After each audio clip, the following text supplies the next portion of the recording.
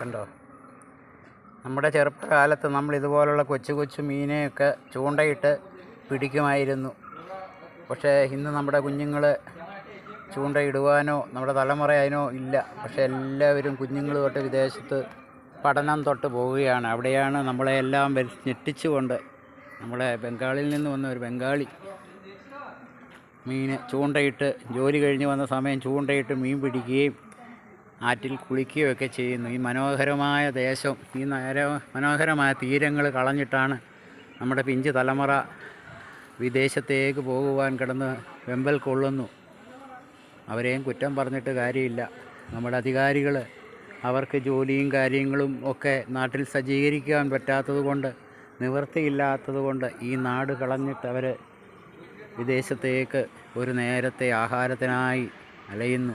അധികാരികൾ ഇത് തുറക്കേണ്ട കാര്യം തന്നെയാണ്. നമ്മുടെ ഈ ബംഗാളി അവർ ഈ നാട് ആസ്വദിക്കുകയാണ് ജീവിതം. അവർക്ക് 1000 രൂപ കിട്ടിയാൽ അവർ 10 200 ചിലവാക്കിയതിൻ്റെ ബാക്കി അവരുടെ നാട്ടിലേക്ക് അയക്കുന്നു. നമ്മൾ മലയാളി വിദേശത്ത് പോയി കുറേ പണം കിട്ടും, കുറേ പേര് ജീവിക്കാൻ കഷ്ടപ്പെടുന്നു. ഇതൊക്കെയാണ് നമ്മുടെ നാടിൻ്റെ